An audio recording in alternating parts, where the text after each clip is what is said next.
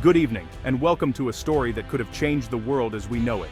Tonight we journey into the heart of Central America to explore a tale of ambition, controversy, and dreams. A plan to carve a new waterway through Nicaragua, one that promised to redraw the map of global trade and challenge the very foundations of international shipping.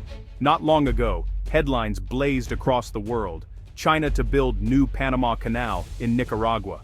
It was a $50 billion gamble, a project so vast it could have shifted the balance of global commerce, offering a shortcut for the world's largest ships and threatening to eclipse the legendary Panama Canal.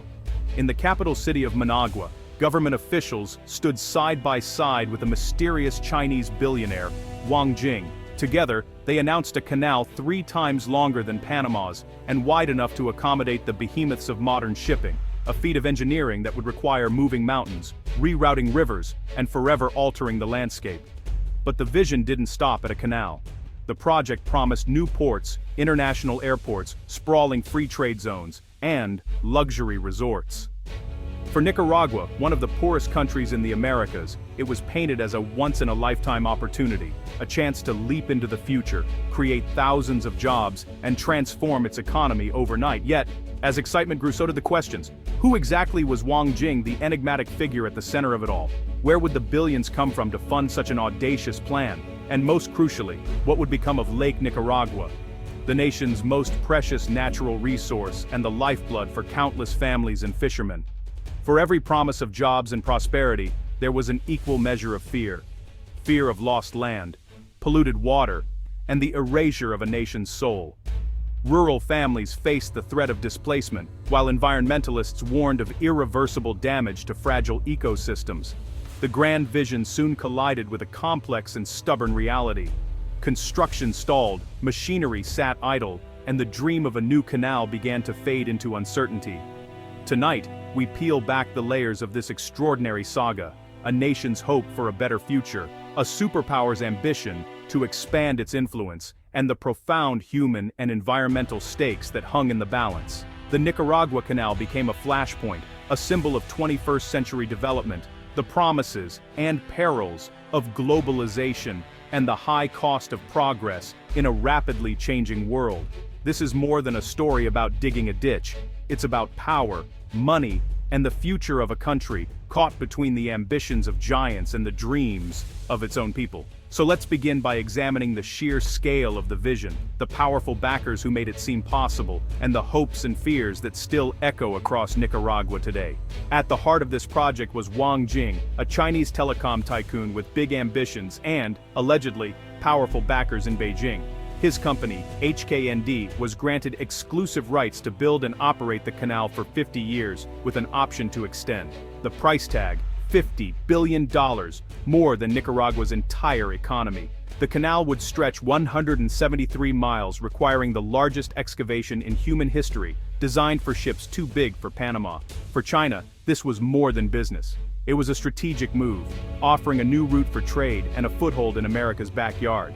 The plan included ports, an airport, free trade zones, and luxury resorts, a complete national transformation. For President Ortega, it was a turnkey solution to decades of stagnation. But the deal's scale and secrecy raised eyebrows worldwide. Was this too good to be true? The dream of a Nicaraguan canal is centuries old, stretching back to the earliest days of transoceanic exploration, when global powers first imagined a shortcut between the Atlantic and Pacific. Nicaragua, with its vast lakes and winding rivers, seemed destined to become the crossroads of the world. For a long time, Nicaragua was actually favored over Panama for its natural route. Its geography offered a seemingly easier passage, with fewer mountains to cut through and a waterway already connecting the coasts. In the 19th century, Nicaragua's lake and river system seemed ideal, promising a canal that would harness nature's own design. The San Juan River and Lake Nicaragua offered a ready-made path for ships to cross the continent. Even Cornelius Vanderbilt, the legendary American tycoon, ran a transit route there, ferrying gold rush prospectors and goods across Nicaragua on their way to California. But U.S. politics, international intrigue, and daunting engineering challenges shifted the world's focus to Panama. Debates raged in Congress, and powerful interests lobbied for their preferred routes. Ultimately, the Panama Canal opened in 1914, forever changing global trade. It became a linchpin for shipping, connecting oceans and continents, and cementing Panama's place in world commerce.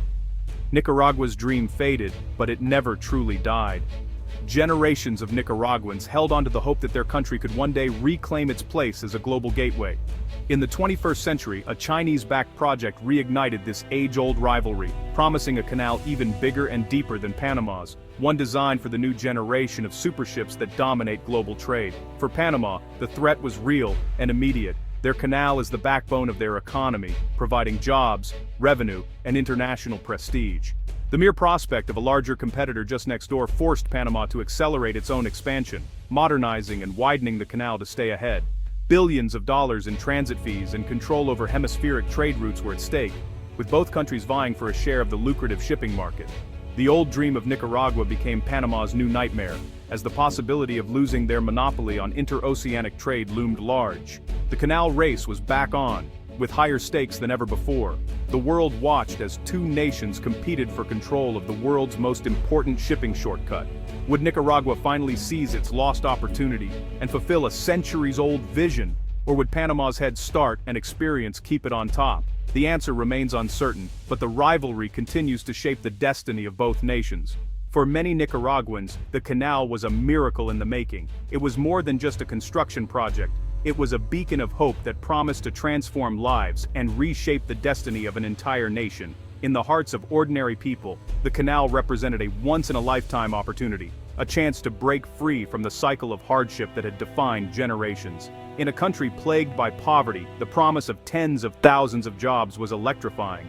For families struggling to put food on the table, the idea of steady employment brought a sense of relief and excitement. Suddenly, dreams that once seemed impossible, owning a home, sending children to school, building a better future, felt within reach. The government and HKND painted a picture of prosperity, new highways, ports, and a doubling of GDP. They spoke of modern infrastructure that would connect remote villages to bustling cities, and of economic growth that would lift millions out of poverty. The vision was grand, ambitious, and deeply inspiring. For people like Carlos, a struggling farmer, the canal meant hope, a steady job, a better home, a future for his children. It was a promise that hard work would finally be rewarded, and that his family could look forward to brighter days ahead. The project was sold as national liberation, a leap into the modern world. Politicians and business leaders rallied the nation, urging everyone to believe in a new era of progress and unity. Massive ships gliding through the countryside, bustling new cities, these were powerful images. The canal was imagined as a gateway, opening Nicaragua to global trade and prosperity, and transforming sleepy towns into vibrant economic hubs. The canal was more than an economic project, it was a symbol of pride and progress. It stirred feelings of national identity and hope, uniting people from all walks of life in a shared dream. Officials promised it would lift the nation out of poverty and put Nicaragua on the world stage. They assured citizens that the benefits would reach every corner of the country, changing lives for generations to come.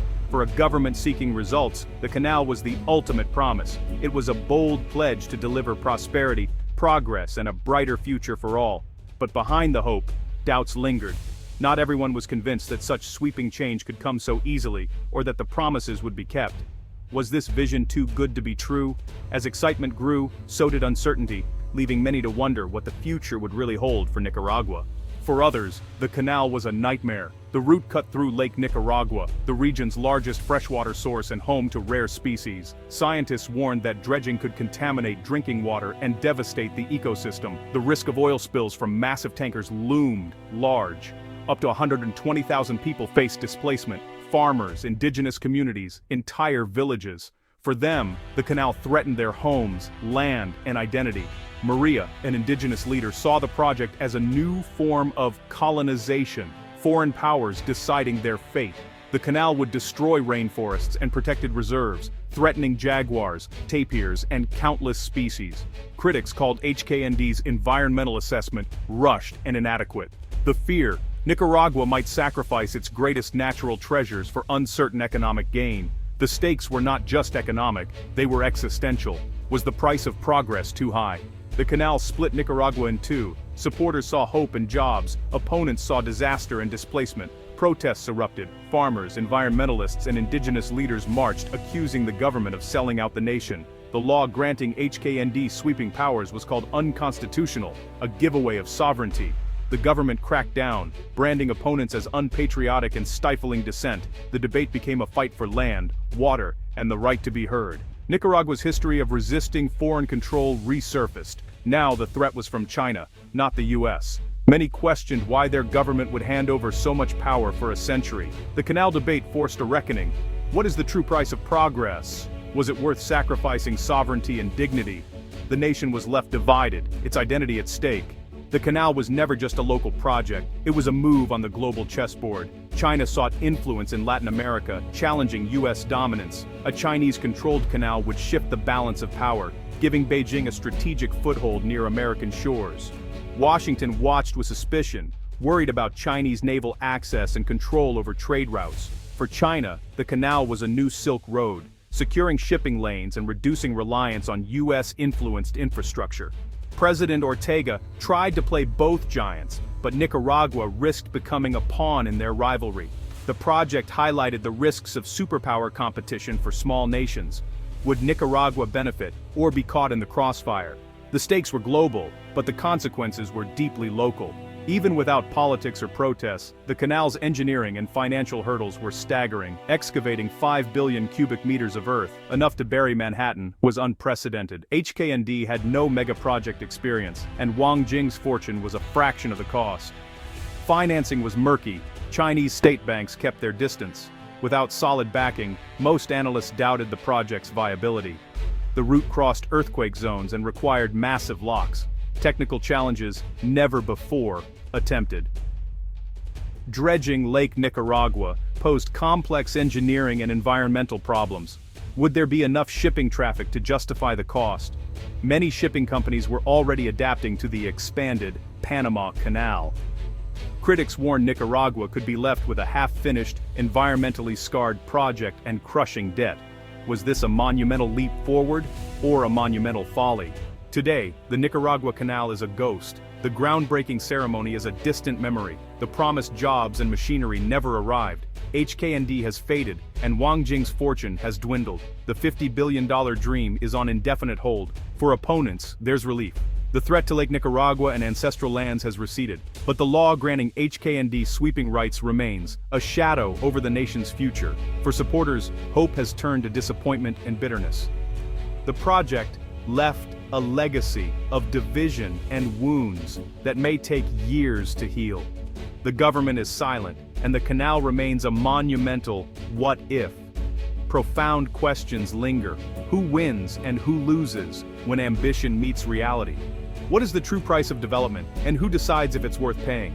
The earth remains unturned, but the story has already left a deep mark on Nicaragua.